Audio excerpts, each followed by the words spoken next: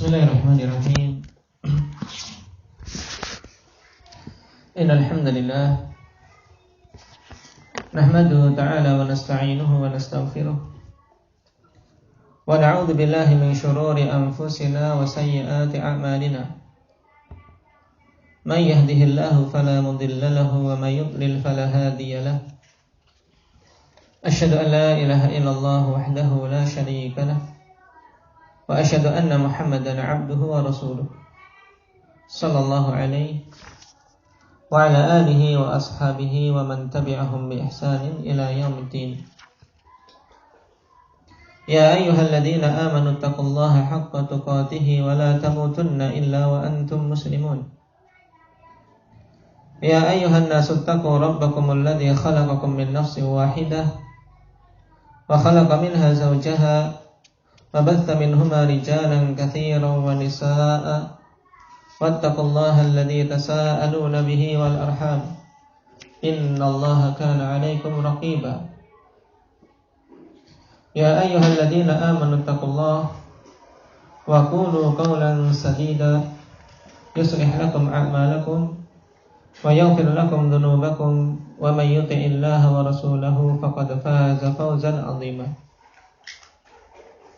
Amma ba'du fa inna asdaqal hadithi kitabullah wa khairal huda huda Rasulillah sallallahu alaihi wasallam wa syarrul umuri muhdatsatuha fa inna kulla muhdatsatin bid'ah wa kulla bid'atin dhalalah wa kulla dhalalatin finnar. A'adana Allah wa iyyakum minan nar. Ikhwanil kiram rahimani wa rahimakumullah. Kita bersyukur pada Allah Subhanahu wa taala atas semua nikmat yang dicurahkannya kepada kita,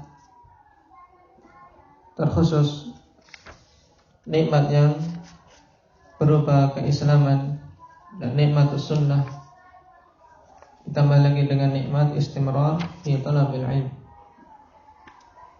Karena sungguh seorang mendapatkan taufik untuk bisa menuntut ilmu, kemudian senantiasa berada di atas jalan ilmu tersebut, ini adalah perkara yang sangat agung. Bahkan kalau seorang mati tetap dalam jalan menuntut ilmu, ikhwani fillah, ini dia termasuk dalam kategori mujahid fi sabilillah. Oleh karena itulah para salaf ketika ditanya tentang ila mata tatlubul ilm, sampai kapan engkau menuntut ilmu? Minal mahbarah ilal maqbarah.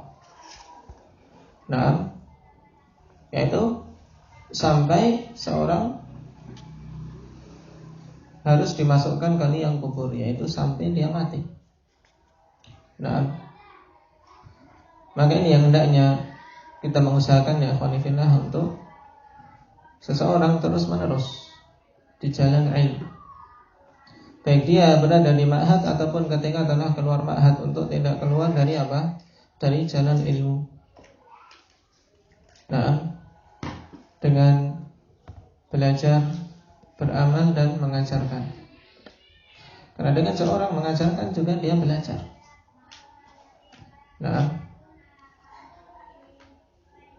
Al-ilmu la yu'adiluhu syai' liman saluhat niyyatuh. Ilmu itu tidak ada bandingannya dari amalan-amalan sunnah yang lain. Tapi bagi siapa? Bagi orang-orang yang benar niatannya. Islahun niyah ini yang butuh untuk kita cek. Apabila ada ketimpangan, kita berusaha untuk meluruskan. Karena tanpa niyatun salihah, ilmu tidak akan membawa keberkahan. Tidak akan membawa keberkahan, bahkan mungkin menjadi bumerang bagi pemiliknya. Barakallahu fiikum. Dan insyaallah ta'ala mulai pagi hari ini kita akan mempelajari cabang ilmu usulul fiqh yang dulu telah kita pelajari. Silsilah yang pertama yaitu al-usul min ilmi usul, yang dikarang oleh Syekh bin Utsaimin rahimahullah taala. Dan insyaallah taala kita akan mempelajari pada dari setiap pagi bergantian pelajaran usul dengan pelajaran ilmu hadis. Dan kita mengambil kitab ini Al-Qanifillah yang hakikatnya adalah syarah untuk mandumah, syarah untuk nazam bait-bait syair yang berhubungan dengan usulul fiqh, yang asalnya adalah kitab yang ringkas yang diberi judul dengan Al-Waraqat. Al-Waraqat. Jadi asal kitab ini berupa nasr, berupa prosa bentuknya. Kemudian diubah oleh Imriti menjadi nazam. Nah, nazam inilah yang dipilih oleh Syekhuna Muhammad bin Hizam dalam durus beliau dulu. Yang beliau sampaikan di tahun 1430. Tayyib. Di akhir, karena kita belajar dulu bersama Syekh Hafizahullah Ta'ala di akhir-akhir tahun 1430 sampai awal 1431. Beliau memilih kitab mandumah dikarenakan mudahnya untuk dihafal. Mudah untuk dihafal. Dan tidaklah para ulama Al-Qanifillah mengubah beberapa matan-matan yang sifatnya nasar menjadi nazam kecuali untuk memudahkan. Dan ini mujarrab, sesuatu yang diubah dalam bentuk nazam, dalam bentuk bait-bait syair lebih tertancap kuat ketika telah hafal. Walaupun ada sedikit kesulitan terutama bagi kita orang-orang ajam terkadang dalam memahami susunannya. Kenapa? Karena dalam bentuk bait syair kan tentunya harus disusun sesuai dengan aturan-aturan arud, ilmu arud. Tidak sembarangan, sehingga terkadang kondisi mubtada khabar dibolak-balik. Kemudian terkadang harokat juga yang seharusnya diharokati kemudian karena darurat syair berubah dan seterusnya. Cuma secara umum nazam Imriti ini Al-Qanifillah mudah. Dan semoga dengan kita selesai dari mempelajari kitab ini, kita juga selesai dari menghafalnya. Dengan menghafal setiap apa yang telah diambil itu khair Al-Qanifillah. Karena menghafal sambil belajar itu akan lebih mudah. Lebih mudah. Kenapa? Karena kita paham. Kita paham, kemudian dengan dihafal semakin kokoh, tertancap fawaid seputar matan. Fawaid seputar matan. Sebagaimana dulu sering Anda katakan, hafalan itu ibarat magnet. Hafalan matan ibarat magnet. Seseorang kalau bisa dalam setiap fan, setiap cabang ilmu memiliki matan, memiliki matan, matan yang dia jadikan pegangan, sehingga itu ibarat magnet yang akan menarik perkara-perkara lain, untuk menempel. Kalau kita lihat magnet, besi-besi yang ada di sekitarnya ikut menempel padanya. Karena ada sesuatu yang dijadikan sebagai pokok, kemudian tinggal menambah, ditempel-tempelkan tambahan-tambahan maklumat dan fawaid yang dia pelajari. Dan ini mujarrab ya. Contoh ilmu nahwu saja, kita punya hafalan jurumiyah. Ini sangat membantu sekali. Punya hafalan jurumiyah, kita akan menggambarkan nahwu dari awal sampai akhir sudah ada. Gambarannya nahwu ya pembahasan kalam sampai akhir. Kita punya gambaran tentang tentang cabang ilmu tersebut. Tapi beda kalau seorang tidak punya hafalan. Tidak punya hafalan pada fan tersebut. Yang gelambiar. Tidak gelambiar. Tahu gelambiar apa Umar? Apa? Buyar. Tahu? Tapi buyar dalam artian tidak akan terkumpul, ya tidak akan terkumpul dengan baik. Dalam ilmu akidah juga demikian, dalam ilmu tauhid, dan ilmu-ilmu yang lain. Terlebih lagi ilmu yang sifatnya ilmu alat. Ilmu alat sebagaimana yang akan kita pelajari ini, usulul fiqh adalah ilmu alat, termasuk alat untuk kita bisa mencapai apa? Kemampuan dalam beristimbat. Kemampuan dalam apa? Menarik kesimpulan, menarik hukum dari suatu dalil. Sehingga ilmu usul fiqh ilmu yang penting, alhamdulillah. Seorang yang kokoh dari sisi usul, dia istimbatnya akan kuat. Ya, perhatikan para ulama kita yang mereka kokoh dari sisi usul, istimbatnya kuat. Syekh bin Utsaimin, Imam Al-Albani rahimahullah ta'ala, dan yang lainnya.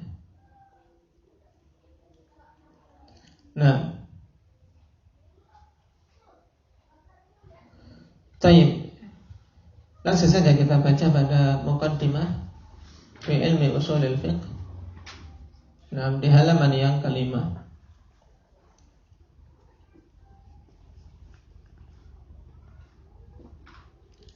Qala Syekhuna Abu Abdillah Muhammad Ibnu Ali bin Hizam Al-Fadli Al-Ba'dani hafizahullah ta'ala,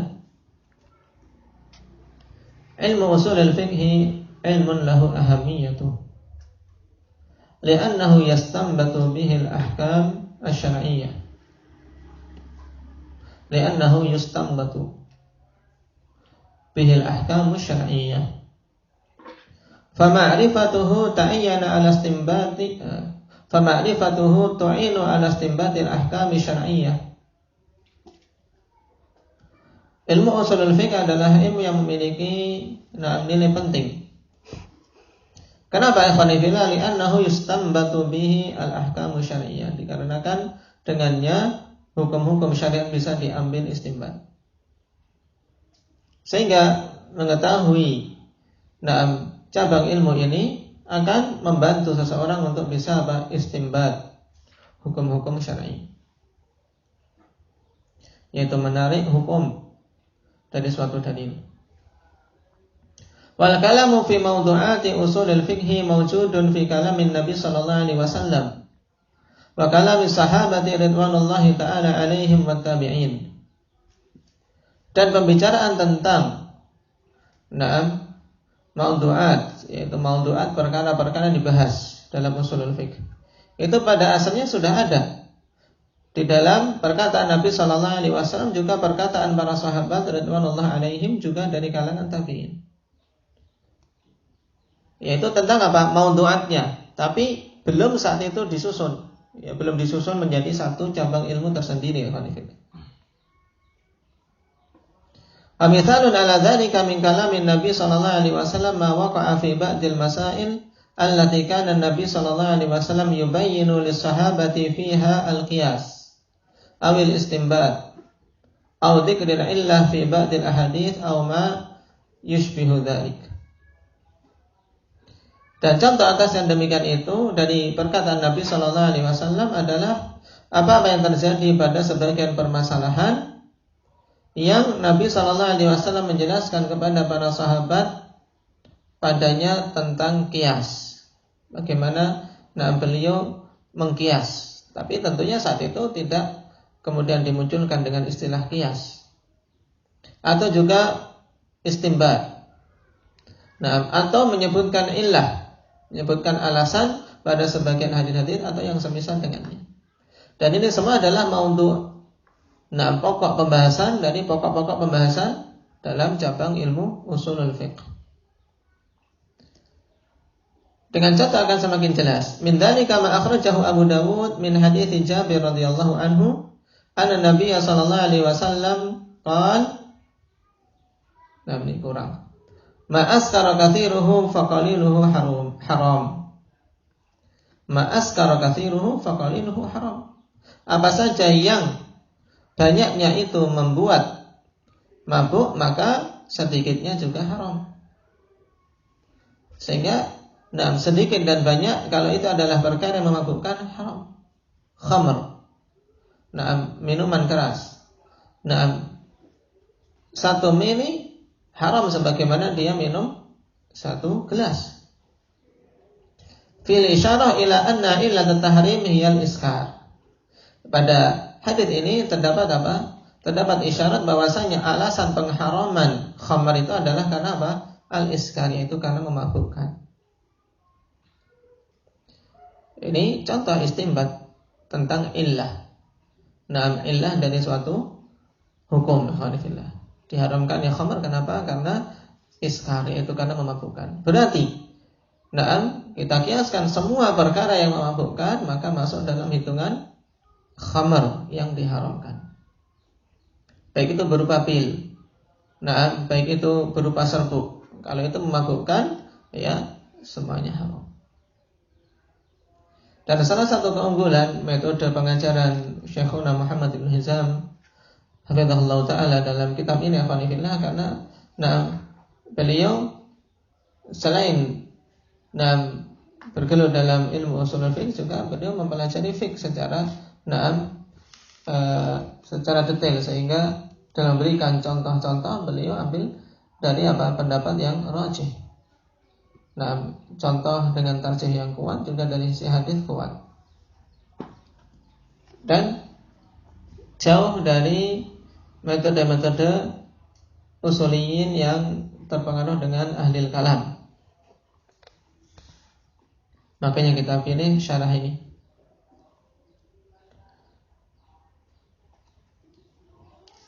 Dan dalam praktek dengan contoh-contoh hadis yang ada akan sangat membantu kita ikhwanifillah dalam mengambil faedah dari cabang ilmu ini. Qala wa kadzalika hadits Abi Dzar radhiyallahu anhu fi sahih Muslim. Anna Nabiy sallallahu alaihi wasallam qala fi bud'i ahadikum shadaqah.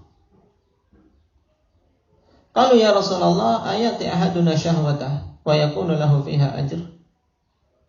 Qala ara'aytum law wada'aha fi haram akana 'alaihi wizrun fakadzalika law wada'aha fil halal falahu ajrun. Taib. Juga dalam permasalahan ini yang menunjukkan bahwasanya yang menjadi pokok-pokok bahasan dalam masalah qiyas, juga illah, juga dalam mengambil istinbat, sudah diberikan bimbingannya oleh Nabi SAW adalah hadits Abi Dzar ini sebagai contohnya.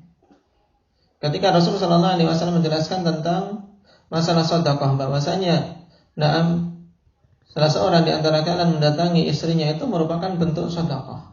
Makanya heran para sahabat, apakah seorang melampiaskan syahwatnya dia mendapatkan pahala? Maka beliau pun berikan gambaran.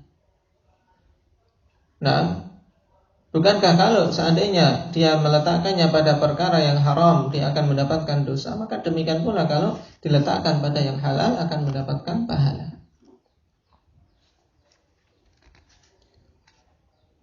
Baik. Wa kadzalika hadits Abi Hurairah radhiyallahu anhu fi sahihain.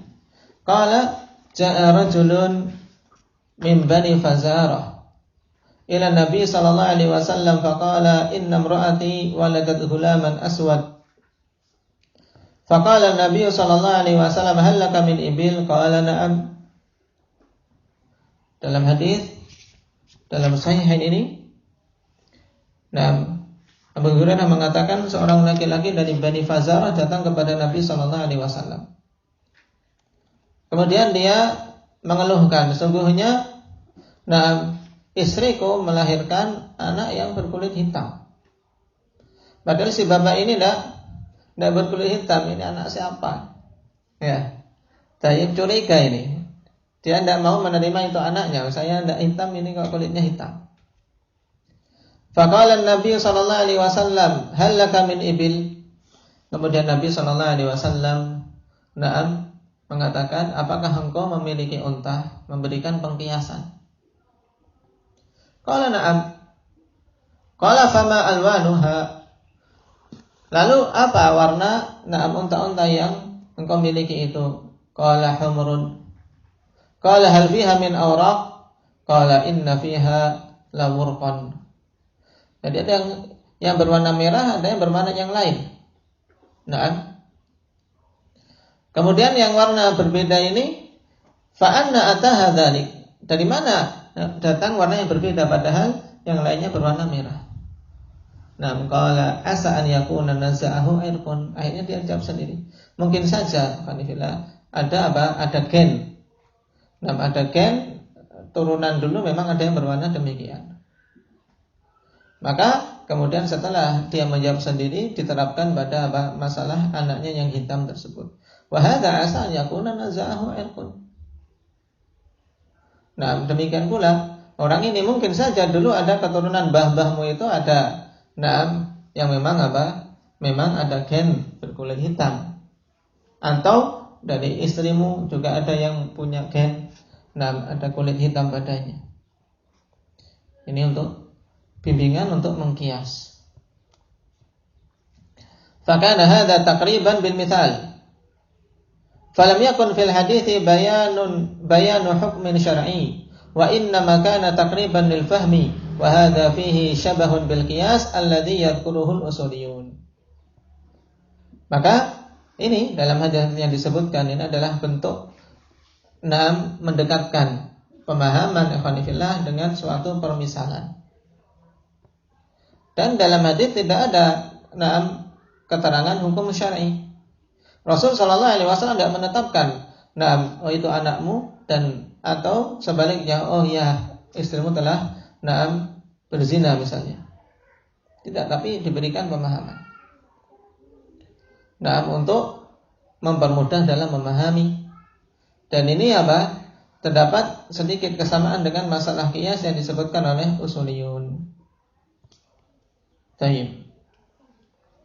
Wa aidan hadits Ibnu Abbas radhiyallahu anhuma alladhi fi sahihain qala jaa rajulun ila Nabi sallallahu alaihi wasallam faqala ya Rasulullah inna ummi matat wa 'alaiha shaumu syahrin afa aqdiyah na'am afa aqdihi anha faqala law kana 'ala ummika daynun akunta qadihi anha qala na'am qala fadainullahi ahaqqu an yuqda. Dalam hadits Ibnu Abbas ini datang seorang laki-laki kepada Nabi sallallahu alaihi wasallam. Kemudian mengatakan, wahai Rasulullah, ibuku meninggal dan memiliki hutang puasa 1 bulan. Apakah aku menyaurkan hutang itu untuknya? Nah, kemudian Rasulullah berikan pendekatan pemahaman. Nah, seandainya atas ibumu itu hutang, apakah engkau akan menyaurkan untuknya? Maka dia menjawab iya. Kemudian Rasul mengatakan hutang terhadap Allah itu lebih berhak untuk untuk disaur. Baik. Wa fi riwayatin annahu sa'alahu 'anil haji an ummi. Dan sebagian riwayat yang ditanyakan adalah tentang menghajikan ibunya. Karena ibunya bernadar atau punya tanggungan haji tapi belum sempat haji, sudah meninggal.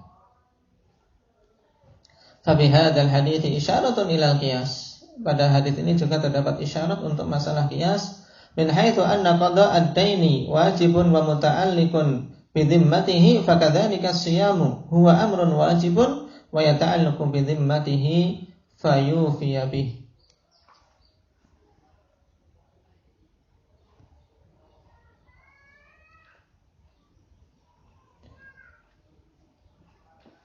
Dari isi mana adanya qiyas, alhamdulillah, bahwasanya menunaikan hutang itu wajib dan dia tergantung, yaitu dalam artian menjadi beban untuk dia tunaikan, muta'alliq bi dhimmati, yaitu dia berhubungan dengan tanggung jawab dia harus dia tunaikan. Demikian pula puasa. Ini perkara yang wajib, yang tergantung sebagai tanggung jawab dia harus dia tunaikan. Qala wa haditsu Sa'ad bin Abi Waqqas radhiyallahu anhu annahu su'ila an syira'il bayda bisulti faqala radhiyallahu anhu ayyatuhuma afdal qila al bayda fanaha an dzalik. Wa qala sami'tu Rasulullah sallallahu alaihi wasallam yus'alu an ishtira'it tamr bi rutab. Fa qala Rasulullah sallallahu alaihi wasallam ayanqusu rutabu idza yabis? Qalu na'am fanahahu an dzalik. Akhrajahu Malik fil Muwatta wa Tirmidzi wa Abu Dawud wa Nasa'i. Tayyib.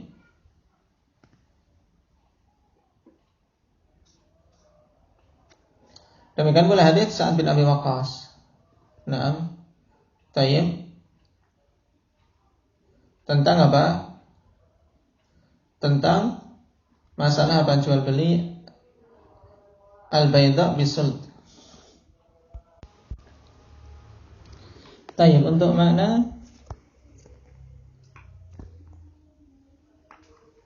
syira'il bayda bisult, ikhwanifillah, dikatakan oleh Al-Khattabi rahimahullahu ta'ala, al-bayda naw'un min al-burri abyadul laun wa fihi rakhawah yakunu bi biladi Misr. Wasult naw'un ghairul bur wa huwa adaqu hubban minhu. Naam. Jadi ini jenis bur, khonifillah. Jenis bur ada yang berwarna putih. Naam. Lembut.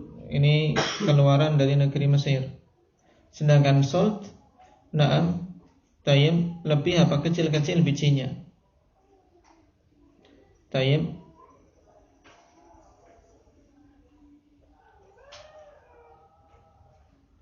Nah, kenapa dikiaskan di sini, ditanyakan dalam masalah tersebut? Dikarenakan bur jenis termasuk dalam kategori apa?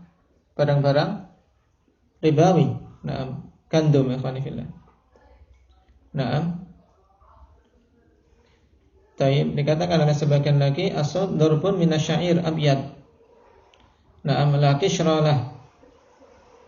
Tayyib, wakilah huwa na'un minal hintah. Intinya di sini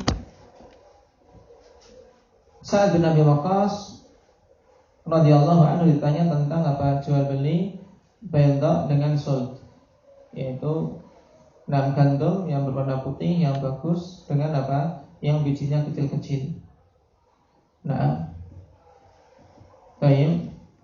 Faqala radhiyallahu anhu ayyuhuma afdal, mana yang lebih utama, lebih bagus? Qila al-bayda. Maka Sa'ad bin Abi Waqqas mengambil istinbat dari hadis, belum melarangnya, fanaha andalik, dan berdalil dengan apa? Hadis Rasul sallallahu alaihi wasallam tatkala ditanya tentang jual beli tamar birutab. Tamar birutab. Jual beli kurma dengan kurma yang masih basah. Kemudian Rasul sallallahu alaihi wasallam mengatakan ayangqusur rutabu idza yabis, bukankah rutab itu akan berkurang apabila telah kering? Kalau kering kan semakin berkurang beratnya dan susut. Mereka mengatakan kemudian Rasulullah melarangnya. Tayyib. Qala fanaha Nabi sallallahu alaihi wasallam an hadha syira'.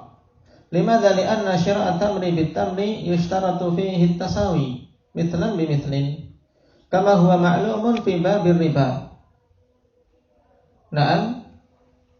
Maka Nabi sallallahu alaihi wasallam melarang dari jenis jual beli ini. Kenapa? Dikarenakan jual beli tamar dengan tamar dipersyaratkan apa? Harus sama, mithlan bi mithlin, yadan bi yadin, sebagaimana telah kita lewati dalam bab riba. Dan dalam bab riba ada kaidah apa? Adamul ilmi bit tasawi, ilmun apa? Bit tafadul. Tidak diketahuinya kesamaan, maka itu adalah suatu bentuk ilmu kalau itu tidak sama. Ini dalam pembahasan apa? Riba. Dalam artian kalau kita tidak tahu itu betul-betul sama, berarti yakin itu apa? Tidak dianggap itu tidak sama. Karena dipersyaratkan ya mithlan bi mithlin. Wa rutabu huwa faqihatut tamri qabla an taibas. Dan yang dimaksud dengan rutab adalah buah kurma sebelum dia kering. falamma su'ila sallallahu alaihi wasallam an syira'i rutabi bitamri sa'ala 'anil illah. Maka tatkala beliau ditanya tentang jual beli rutab dengan tamar, maka beliau pun bertanya tentang illah, alasannya. Hal yahsulut tasawi amla? Apakah bisa terjadi kesamaan atau tidak? Ya tidak bisa, sulit ya kan? Untuk bisa sama. Ketika jadi tamar kita tidak tahu berapa takarannya, karena masih berupa rutab sekarang. Makanya Nabi SAW mengatakan, bukankah rutab itu akan berkurang, akan susut tatkala dia kering? Mereka mengatakan iya. Ai innahu yanqusu waznuhu fanaha an dzalik, akan berkurang timbangannya, maka Rasulullah melarangnya. Fabayyana anna al-illata hiya adamu tasawi lidzalika la yajuzu hadzal bai'. Maka Nabi SAW menjelaskan bahwasanya alasan kok dilarang, kenapa? Karena tidak samanya. Padahal untuk rutab dengan rutab harus sama. Kok rutab dengan rutab apa? Tamar, ya. At-tamru bit-tamr, mitlan bimitrin, yadan biyadin. Oleh karena itulah tidak boleh jual beli rutab dengan tamar asal. Maka demikian pula Sa'ad bin Abi Waqqas mengambil istimbat, tidak boleh jual beli bayda dengan sud. Kenapa? Karena ada perbedaan. Ada tafadul di antara keduanya. Itu maksud yang dibawakan riwayat ini, ya, bahwasanya para sahabat juga sudah mengambil istimbat sesuai dengan kaidah-kaidah usuliyah. Walaupun saat itu belum disusun dalam kitab khusus. Ini untuk membantah sebagian orang-orang di zaman ini, yang mereka menggulung-gulungkan ilmu usul, dan seakan-akan para sahabat mereka tidak memakai kaidah-kaidah usuliyah. Bahkan kita mengambil istimbat dari suatu dalil, kemudian memahami kaidah-kaidah tersebut, ya kita terlebih dahulu harus melihat bagaimana penerapan para salaf, sehingga baru bisa menarik kesimpulan, dalam memahami dalil seperti ini. Ini metode yang paling selamat dalam masalah usulul fiqh. Ini sekilas tentang contoh. Dalam hadis juga dalam athar para sahabat, bagaimana mereka memakai qiyas dalam menetapkan suatu hukum, juga dalam beristimbat, yang menunjukkan pentingnya pemahaman usulul fiqh. Ada contoh-contoh berikutnya masih Syekh sebutkan dalam mukadimah ini untuk memberikan gambaran secara global tentang cabang ilmu yang akan kita pelajari. Baik, mungkin itu dulu, ikhwanillah. Dan sambil dicicil kalau bisa untuk dihafal mendumahnya 3 atau sesuai dengan kemampuan, dan akan memudahkan. Nasallallahu ta'ala at-taufiq wa sallallahu, walhamdulillahirabbil alamin.